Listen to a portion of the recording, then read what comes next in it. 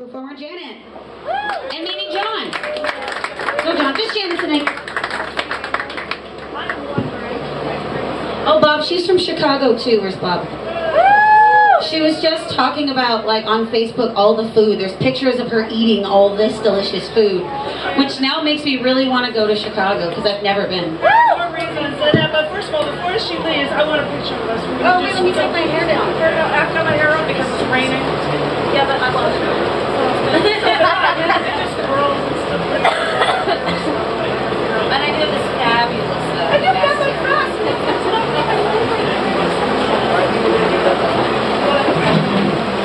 I needed to do that. I needed to do that. Now I'm going to get a camera to do that because I don't want to hold it. Hi. Hello there. My name is Janet. I'm originally from Chicago, but I moved here 3 years ago. Give it up for Chicago, yeah. Give it up for us. I'm not going to be a bitch like that because, you know, I'm not going to be a bitch like that. But thanks for shout-outs for Chicago. I also run organization called Scars Publications.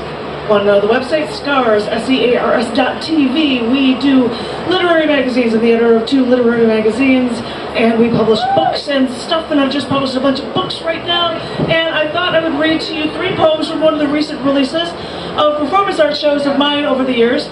From chapter 48, there's 18, 28, 38, there's a bunch of them. Chapter 48, V2, it's got a bunch of shows in Chicago, which is why you see a Chicago thing on here, but there's also shows from Austin here, which is why you see an airplane shot leaving Chicago as a cover. So I thought I'd share 3 different poems from this show for you. And the first one that I was going to do is a piece that's called And I'm Wondering. And I'm wondering if there's something that brings people together, that brings people to their knees, that sucks them in. And I'm wondering if you're feeling what I'm feeling. Are you sensing what I'm sensing? Am I making this all up in my head? Or when I look up and I look across the room and I catch your eyes, well, are you actually looking at me? And I'm wondering if we'd have one of those relationships that no one ever doubts, especially us, because we know we will always be in love. And I'm wondering why you find if you find my neurotic pet peeves charming, like, oh, I hate it when people touch my belly because I'm so self-conscious. Yeah. And I'm wondering why you had to tell me when we happened to be sitting next to each other that the fact that our legs were almost touching was making your heart race. And I was wondering why I felt the need to take your cigarette and inhale, exhale, while the filter was still warm from your breath, there, just seconds before.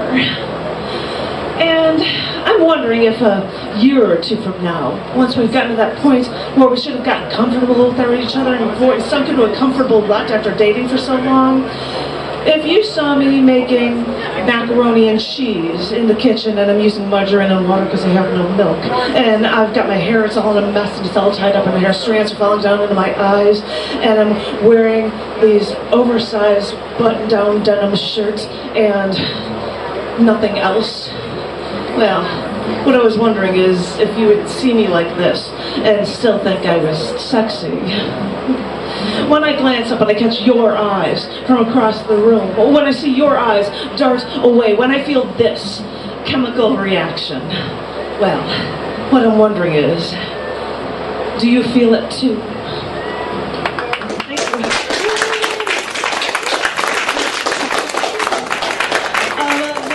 This is a longer one. Oh, this could be fun. Because I had a great plow burger and vegetarian burger, so I thought I'd read this one for you. It's longer one. I hope you guys like it. There we go. I had a dream the other night. I walked out of the city to a farm road, and there were these square acres of living land just starting to bloom, displaying a colorful checkerboard quilt as far as the eye could see. And I walked along an empty road next to crops at 3000 South, and a small little pig walked right up to me. And now this little pig didn't look like a farm pig. He looked like this 10-inch potbelly pig. And he walked right up to me and he said, "Thank you." Thank you for not buying cosmetics. I know you humans are pretty smart. You've got to be able to figure out a way to make yourselves pretty without killing me. And I said, I don't think companies worry that much about the animals unless these are toxic to, chemicals are toxic, meaning that it's actually toxic to humans. And the pig snorted.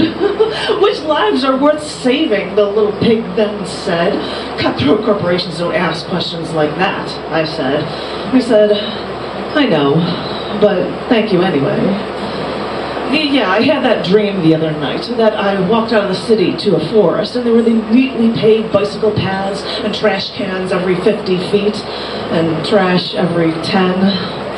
And then a raccoon came right up to me in my dream. She had a few little baby raccoons following her. It was so cute. I wish I had my camera. And she spoke to me and she said, thank you. Thank you for not buying furs. I know you humans are pretty smart. You've got to be able to figure out a way to keep yourselves warm without killing me. And I said, you know they don't do it for warmth. They do it for fashion. They do it for power. And she said, I know, but thank you anyway. And then I walked deeper into that forest and I saw this stray cat. And she still had a little neon collar on with a little bell. And then she walked a few feet and she stretched her front paws. Oh, she looked so darling. And then she walked right up to me and she said, thank you. And I said, for what? And she just looked at me for a moment. Her little ears were standing straight up.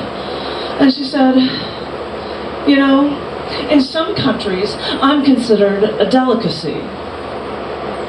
And I said, how do you know of these things?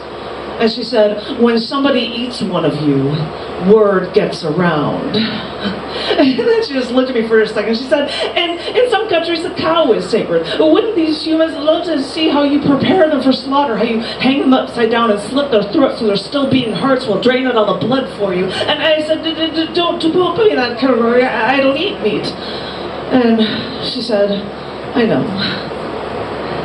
And I keep having these bad dreams, and I don't do much, I don't do enough, but every night I get these bad dreams all the time of our country just going down the tubes, and all I dream about is this reality that my hands are eternally tied behind my back and there's nothing I could do. And every night I wake up in a sweat. You know, now that I know that Britain is leaving the EU, so tell me, Prime Minister David Cameron. So tell me, Jeb, exclamation point, Bush. So tell me, Ted, Cuban, Canadian Cruz. So tell me, Entertainer-in-Chief, Donald Trump. So tell me, crooked Hillary Clinton. So tell me, Barack Hussein Obama. If you lived through my dreams, if you had thought the way I do you think that you would be in a sweat too? You know, my motives aren't selfless. I know that these things are worthwhile in my life. I'd like to find a cure to these man-made diseases before I die of them. I mean, it's not that I'm a vegetarian because I think it's wrong to kill an animal unless I have to. I also know that I could, all of the excess fat that I'm having pulls protein out of my bones. It gives me osteoporosis. And I know that we could be feeding, the excess fat, don't forget about that. That gives me heart attacks. But I know that we could be feeding like 17 times more people with the same resources used for meat production. You know, I know you're looking at me and calling me an extremist, but I'm looking around me, looking at all these family values, and thinking that the right, moral, non-violent decisions are also those extreme ones. Everything is linked here. We destroy our animals, we destroy our plants, we destroy our earth, we destroy our air, we wreak havoc on the soil and the atmosphere, we dump our waste into our lakes, we pump aerosol cans and exhaust fumes. And you tell me that I'm extreme? And I'm beginning to think that we just keep doing it because we don't know how to stop. Because deep inside we feel the pain of all that we've killed, and we try to control the pain by popping chemical-filled painkillers. We live through the guilt by taking saccharine, caffeine, nicotine, morphine. We keep ourselves thin with the saccharine. We keep ourselves sane with our alcohol poisoning. And, you know, we'll do anything to ourselves to make sure that we're always the one that have the power, right? But in the wild, you have no power over anyone else. Now that we're civilized, we create our own wild. Maybe when we have all this power, the only choice we have is to destroy ourselves. And so we do.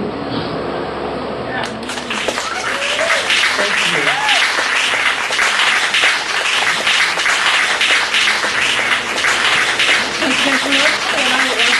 For the time that happens to be around, if you want this one copy, because it's massively huge. Oh my god, it's only $12. $12? You must be kidding me. So, if anybody's interested, let me know. And give it up for Stephanie. Woo!